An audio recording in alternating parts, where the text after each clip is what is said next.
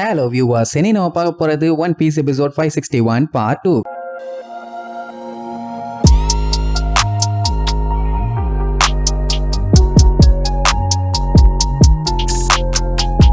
Open பண்ணா one எபிசோட்ல நம்ம உசோப்பு அண்டர் கிரவுண்ட்ல வச்சானே வேட்டு அது டம்முன்னு பயங்கரமா பிளாஸ்ட் ஆகுது. அது எல்லாத்தையுமே இந்த ஷேர்லி பாத்துக்கிட்டே தான் நிக்கிறான். அந்த டைம் மக்கள் எல்லாத்தையும் காட்டுறாங்க. நிறைய பேருக்கு பயங்கரமான அடி எல்லாம் அந்த ஓடி போய் அட்டாக் பண்ணுது. அதான் கம்பிய பிடிச்சி இழுத்து கப்பலை நிறுத்துறேன்னு சொல்லி கண்டமானாங்கல்ல அந்த மக்கள் தான். சொல்ல போனா நிறைய பேர் கான்சியஸ்லயே இல்ல. என்ன இருந்தாலும் அந்த ஓடி அவங்க சிட்டிசனையே இப்படி அட்டாக் பண்ணலாமா? அந்த நிலைமையில இருந்தா கூட பிரின்சஸ் தப்பிச்சிட்டாங்களா, அவங்க நல்லா இருக்காங்களான்னு சொல்லி அவங்கள நினைச்சுதான் எல்லாருமே பதறுவாங்க. ஆனா அது இன்னும் உருப்படியா தெரியல. என்ன ரிட்டர்ன் வரலன்னா கண்டிப்பா சண்டை தான் போயிட்டு இருக்குன்னு அவங்களே கணிச்சிருவாங்க. இந்த பொடுசுங்க எல்லாம் பயந்து போய் நிஜமாவே அந்த நோவா கப்பல் நம்ம ஐலாண்ட் மேல வந்து விழுந்தா நம்ம செத்துருவோமான்னு கேட்பாங்க. அவளுக்கு என்ன சொல்றதுனே தெரியல. அது மட்டும் இல்லாம நம்ம ஸ்டார் ஹேட் பைரட்ஸ் இந்த ஐலாண்டை காப்பாத்துவானான்னு வேற கேட்பாங்க. அவ பார்த்த விஷுவல் வரைக்கும் லூஃபி தான் எரியிற நெருப்புக்கு முன்னாடி சும்மா படு பயங்கரமா நின்றுட்டு இருந்தான். ஐ மீன் அவன் தான் அந்த ஐலாண்டை அழிச்ச மாதிரி அவ பார்த்தா. அப்படி இருக்கும்போது அவ என்ன சொல்ல முடியும்? அப்போ ஒரு வயசானவர் வந்து அங்க இருக்க பொடுசுங்க எல்லாத்துக்குமே ஆறுதல் சொல்லுவாரு. இப்போதைக்கு நம்ம பண்ண வேண்டிய ஒரே வேலை பிரின்சஸ்க்காகவும் மத்தவங்களுக்காகவும் ப்ரே பண்றது மட்டும்தான். கண்டிப்பா அவங்க சேஃப்டியா வந்துருவாங்க. ஃபிஷ்மேன் ஐலாண்டையும் காப்பாத்திடுவாங்க, கவலைப்படாதீங்க பாரா. அதை நம்பி எல்லாரும் மேல பார்த்து அவங்களுக்காண்டி பயங்கரமா ப்ரே பண்ணுவாங்க. என்ன பண்றது, இப்போதைக்கு இவங்களால அதை மட்டும் தான் பண்ண முடியும். இல்லன்னா கூட ஐலாண்டை இங்க இருந்து கொஞ்சம் தள்ளி வச்சாங்கன்னா போதும், எந்த ஒரு பஞ்சாயத்தும் இல்லாம சேஃப்டியா இருப்பாங்க. ஆனா இப்ப போட்டு மேல இருக்கிறதுனால உசுறு ஊஞ்சலாடிட்டு இருக்குது. அப்படியே கட் பண்ணி சிரகோஷியை காட்டுறாங்க. அவ அப்படியே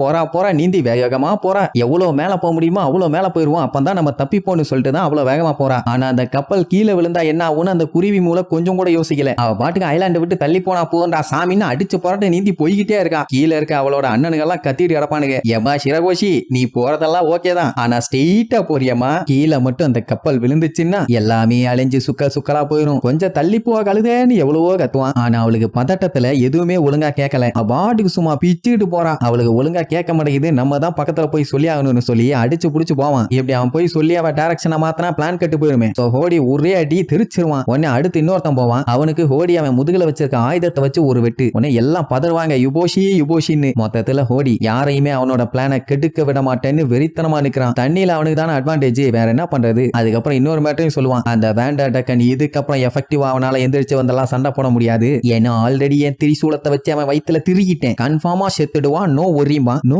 ஒரியா அட பாவின்னு சொல்லிட்டு லூஃபிக்கெல்லாம் பயங்கரமா பீதியாகும். இது தெரியாம அவ வேற ஸ்ட்ரெயிட்டா போயிட்டு இருக்கான். கப்பல் மட்டும் விழுந்துச்சுன்னா காத்துக்கெல்லாம் அடிச்சுக்கிட்டு போகாது, ஸ்ட்ரெயிட்டா ஐலாண்டு மேலதான் போய் விழும். அப்புறம் இவ்வளவு தூரம் அவ எல்லாத்தையும் காப்பாத்த கஷ்டப்பட்டதெல்லாம் ஒரே செகண்ட்ல காலி. அப்ப சட்டு புட்டுன்னு அவளை போய் நம்ம தடுக்கணும்னு சொன்னோடனே புக்க போஷி அடிச்சு புடிச்சு போவான். ஆனா ஹோடி குறுக்கால வந்து விட மாட்டான். ஏன்னா அவனுக்கு அந்த ஐலாண்டோட சேர்த்து ஐலாண்ட்ல வாழ்றவங்க எல்லாருமே சாகணும். கூடவே ஸ்டார் ஹேட்டோட ஃப்ரெண்ட்ஸும் இருக்காங்களே, எல்லாருமே செத்துட்டாதானே இவனோட பிளானுக்கு குறுக்க யாரும் வரமாட்டாங்க. கூட அவன் ஆளுகளுமே இருக்காங்க. அதை பத்தி கூட அவன் கவலைப்படல பாருங்க. அந்த டைம் மன்போஷி நிக்கிற இடத்துல இருந்தே சிரகோஷி நீ ஸ்ட்ரெயிட்டா போயிட்டு இருக்க திரும்புன்னு அவன் உசுர கொடுத்து கத்துவான். நல்ல வேலை அவளுக்கு கேட்டுருச்சு. திரும்பி பார்த்தவ கப்பலையும் பாப்பா, கீழே ஐலாண்டையும் பாப்பா. அவ்வளவுதான் தூக்கி வாரி போட்டுரும். ஆஹா இந்த பஞ்சாயத்து வேற இருக்கான்னு உடனே டைரக்ஷனை மாத்தி பிச்சுக்கிட்டு போவா. எல்லாத்துக்குமே சம ஷாக்கு. அப்படின்னா மன்போஷி சொன்னது அவளுக்கு கேட்டிருக்குன்னு. இப்ப நம்ம பயிலுக்கு எல்லாத்துக்குமே ஓகே. ஆனா ஹோடிக்கு பஞ்சாயத்து ஆயிருச்சு. அதனால டைரக்ஷனை மாத்தாத நில்லுன்னு அவளை வெட்டிட்டு போவான். லூஃபி உடனே சல்லுன்னு அவன் கையை நீட்டி புடிச்சிட்டு எங்கடா போற நாங்க என்ன இங்க மண்டையில ஷாம்பு போட்டு வாஷ் பண்ண வாடா நின்னுட்டு இருக்கோம், நாங்க தான்டா உன்னோட ஆப்பனன்ட், சண்டைக்கு இங்க வாடான்னு புடிச்சு இழுப்பான். அவன் பயங்கரமா கையை போட்டு இழுன்னு இழுப்பான். லூஃபியால ஹோல்டு பண்ண முடியல. ஏன்னா தண்ணி கடியிலன்னு போகும்போது நம்மளோட பவர் அப்படியே டவுன் ஆயிரும். அதனால அவனால ஒண்ணும் பண்ண முடியல. அவன் மறுபடியும் அவளை வெட்டிட்டு போவானா. இவனு ரெண்டு பேரும் அவனை வெட்டுவாங்க. ஹோடி கன்ஃபார்மா சொல்லுவான் டெக்கன் இன்னும் கொஞ்ச நேரத்துல செத்துருவான். அதுக்கப்புறம் அந்த ஐலாண்டும் காலின்னு. அப்ப உள்ளுக்குள்ள அந்த டெக்கனை காட்டுறாங்க. அவன் செம காலில் முக்கிட்டு இருப்பான். ஏ ஹோடி, நான் உன்னை கொல்லாம விட மாட்டேன்டா,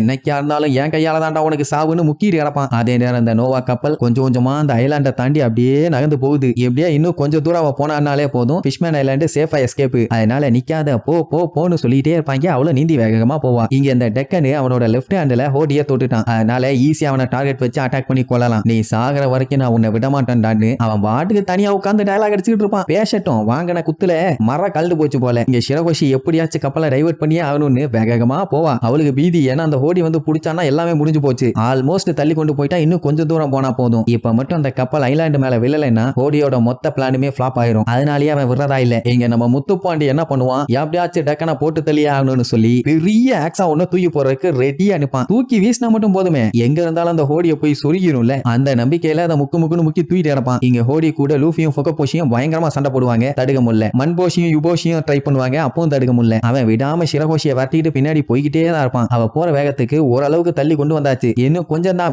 விடாதேம்பாங்க. கூடவே ஹோடியை அவளை பிடிக்க விடாமையும் குறுக்கால போய் தடுப்பானுங்களா, அவனுக்கு கொலை காண்டாவும். இங்க உள்ளுக்குள்ள இவன் இன்னும் முக்கிட்டு தான் இருப்பான். ஹோடி நான் உன்னை கொல்லாம விட மாட்டேன்னு. சோ அப்படியே கஷ்டப்பட்டு அந்த பெரிய ஆக்ஸ தூக்குவான். அதே நேரம் இங்க நம்ம லூஃபி உன்னை நான் தடுக்காம விட மாட்டேன்டான்னு வெறி கொண்டு கத்திக்கிட்டு ஓங்கி குத்த போவான். இப்ப ஐலாண்ட்ல நம்ம ஆளுகெல்லாம் ரொம்ப ரொம்ப கஷ்டப்பட்டு சண்டை போட்டுட்டு இருக்காங்க. இந்த ஒரு கப்பலை விட்டுட்டா அவனோட ஃப்ரெண்ட்ஸுங்க எல்லாத்தையுமே அவன் இழக்க வேண்டி இருக்கும். விடுவானா அவன். அதே நேரம் இங்க முத்து பாண்டியால ஓவர் வெயிட்ட தூக்க முடியல. தூக்குறேங்கிற பேர்ல கஷ்டப்பட்டு தூக்கி கடைசியில அந்த ஆக்ஸ் கவுந்து விழுந்து கடைசியில கீழே போய் மண்டை டங்குன்னு அடிச்சு பய கான்சியஸை இழந்துட்டான். கம்முன்னு இருந்திருந்தா கூட இந்நேரத்துக்கு கப்பல் அது பாட்டுக்கு போயிருக்கும். கான்சியஸ் இல்லைன்னா என்ன ஆகும்? அவ்வளவுதான். அவ்வளவு நேரம் மேல போயிட்டு இருந்த கப்பல் அப்படியே கை தாத்து விட்ட மாதிரி மேல இருந்து இப்ப கீழே விழ ஆரம்பிச்சிடும். இனிமேட்டு ஷிரகோஷி தப்பிச்சு ஓடனா என்ன ஓடாட்டி என்ன, கப்பல் தான் மேல இருந்து கீழே விழ போகுது. ஐலாண்டை விட்டு அது கம்ப்ளீட்டா தள்ளி போகல. ஒரு சைடா போய் விழுந்தாலுமே மொத்த ஐலாண்டுமே அழிஞ்சிரும். எல்லாத்துக்குமே பயங்கரமான ஷாக்கு. அப்ப முத்துப்பாண்டி கவுந்துட்டானான்னு மூஞ்ச பாத்தீங்களா முட்டக்கண்ண. மொத்தத்துல நோவா கப்பல் விழுகிறது.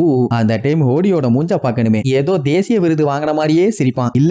இல்லன்னு எல்லாம் பார்த்து பயங்கரமா கதறுவாங்க. கத்தி கதறி என்ன பிரயோஜனம்? ஒண்ணு அந்த கப்பலை உடைச்சு நொறுக்கணும், இல்லன்னா அதை அந்த பக்கமா தள்ளி விடணும். அதுக்கெல்லாம் பாசிபிளே இல்ல. அது நேரா இப்ப ஃபிஷ்மேன் ஐலாண்டை நோக்கி தான் போயிட்டு இருக்குது. அவ்வளவுதான். ஹோடி நான் ஜெயிச்சுட்டேன்னு கத்திட்டு இருப்பான். லூஃபி வெறியோட லுக்கு விட்டுட்டு இருப்பான். சோ அப்படியே அந்த நோவா கப்பல் ஃபிஷ்மேன் ஐலாண்டை நோக்கி வேகமா போறதோட இந்த எபிசோடுக்கு எண்டு கார்டு போட்டு முடிக்கிறாங்க.